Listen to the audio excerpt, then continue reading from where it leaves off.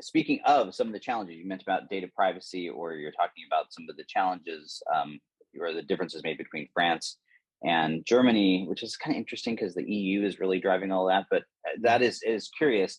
I think it speaks to a big challenge that is kind of our last story here, and that is, of course, 2 weeks ago. I think it was 2 weeks ago now. Apple officially introduced what they're calling Apple Intelligence.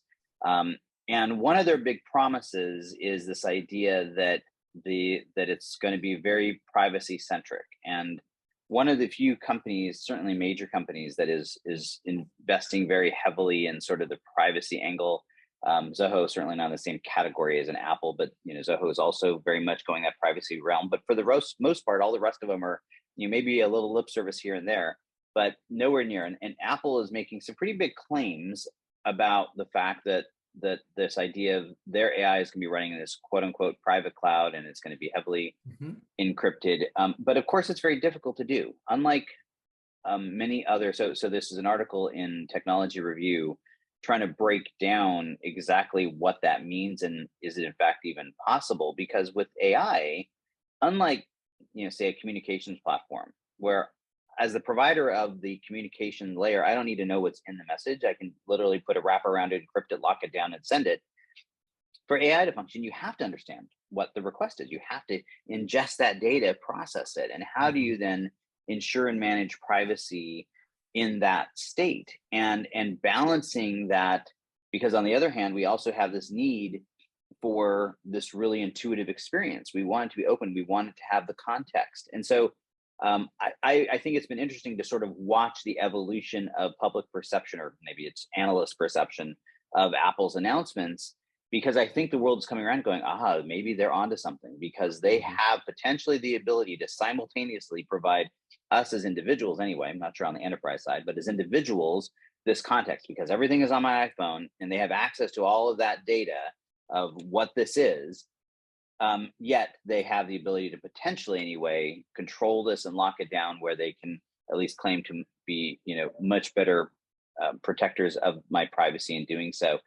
Could be a really, really powerful combination. And I'm bringing it up because as an enterprise leader, I think you have to be thinking about how to strike this balance. And as you partner with these various companies providing various forms of AI, you need to be thinking about this and how you're going to manage it. So I was just curious what your if you saw it similarly, or what do you think the challenges are going to be? Yeah. So first of all, I applaud Apple on glomming onto the branding of AI with Apple Intelligence. Having started Amalgam Insights back in 2017, AI, I totally approve of using that abbreviation in all of your branding. Do it as much as possible. AI, I heard, is a thing. But more seriously, I think this approach that Apple is taking, saying we are going to start by figuring out how to prioritize localized AI, is an interesting one. They want to put as much AI as possible on the device, on the chip, so that it doesn't have to go anywhere, ideally. And right now, the biggest challenge with that is that we have all these foundation models, things that are just too big to run on a device. So I think that's a fundamental challenge, trying to figure out how much of that AI can they actually put back on the local device and make basically part of the OS for the individual user, so that you don't have to worry about even going out to a private cloud, which even Apple has been hacked. So at this point, nobody can guarantee that their cloud cannot be hacked unless it is completely separated from the internet as a whole, which Apple can't do in providing services. So that device-centric AI, that localized AI, which that challenge we've talked about in other shows, is going to be an interesting one for Apple to take on. And I think it is also an important one for enterprises to think about. You have to figure out how much of that AI that we are talking about right now, how much of that is actually going to end up being on the device or on the computer at the end of the day, and how do you keep that AI information and traffic from being shared with the rest of the world? Apple is taking on that challenge right now, and we're going to see that become an enterprise challenge in more broadly speaking. But there's a lot of nuance here because obviously Apple has also been challenged with delivering on AI in the past. It's not like they haven't had Siri for many years, but honestly, Siri hasn't gotten any better. And I think part of the reason is because Apple has been very loath to connect Siri with the outside world. There's been some connection with Wolfram Alpha, but yeah, they really didn't want it to go off the rails the way that many chatbots have done in the past, such as Microsoft's Tay being one of the unfortunate examples.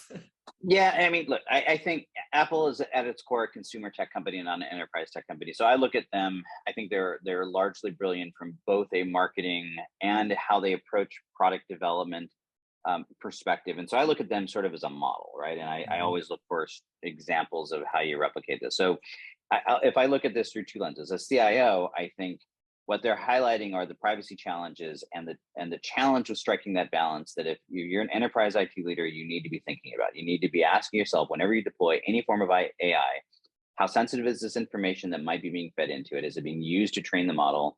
And if it is, that means I may deliver better results and better performance over the long haul, but it means I may open myself to risk. So I need to be thinking about that contextual layer and how it's being added. And I need to then also be thinking about the balancing point between what am I getting for that risk, right? So I think from a CIO's perspective, it sort of helps paint the calculus. And then going back to what you were talking about a second ago, it also means as a CIO, I need to be thinking about how much can I bring down? So do I go the Databricks or Snowflake model where I'm bringing and building on my own LLM, where I'm starting to use small language models to build them and deploy it on my own edge. So I'm doing more and more of this compute inside my own walled garden. So I think these become, to your point, nuanced, complex conversations that as a enterprise IT leader, you need to be thinking about. On the flip side, if I'm looking at this as an enterprise software player, I also need to be thinking about how I'm going to address all those issues for that enterprise IT organization and strike that balance and recognize. I mean, I think that the challenge that I have with, so obviously in the case of Apple, right, they're dealing with very personal information. It is literally my personal device. For most enterprise software companies, especially with a lot of the basic functions we're using some of the Gen AI tools in particular to do, it's not, right? It is a controlled environment. It doesn't require someone providing personal information. And so I think it's about recognizing the differences in all of that and understanding where am I engaging sort of within this life cycle, and how much do I need to be concerned about this, and having realistic and open conversations with your customers about these challenges around balancing privacy and performance. And so I think it's a really good model of how they're approaching it. I actually think that their sort of slow go approach, going back to Apple specifically, is probably going to pay off in the long run because they are thinking about these issues much more than some of the other players are. So I think it's a really good framework to kind of look through. Yeah, it's been surprising actually to see just how quickly every tech company wants to rush towards AI. And I actually agree with you that I think it's time to cool the jets just a little bit and figure out what to actually do about this rather than simply try to AI wash everything and rush towards the cliff like lemmings. Yeah, exactly. And I think we're already seeing some of it. And I don't want to read too much into the stock market, but like we saw NVIDIA this in the last several days lose $500 billion in value. Now the biggest company in the world. Yes. Yeah, but now having this big drawback on stock because there's this whole cooling. And again, the stock market is fickle, so I'm not reading too much into it. But I do think we're just seeing this sort of rationalization period beginning with AI, where people are recognizing there's just too much AI washing. It is fascinating the trend lines, right? I mean, in the last week, I've probably seen 4 articles suddenly talking about, why is AI development slowing? Have they been overpromising? And there's this sort of media motion about like, oh, this is all becoming too much hype. And I think this is the Gartner hype cycle. It's probably the only thing that they've ever produced that I think is like nailed it, where it just because you see it play out, and I think we're entering the trough of disillusionment on Gen AI, and we'll see where this all sort of lands. But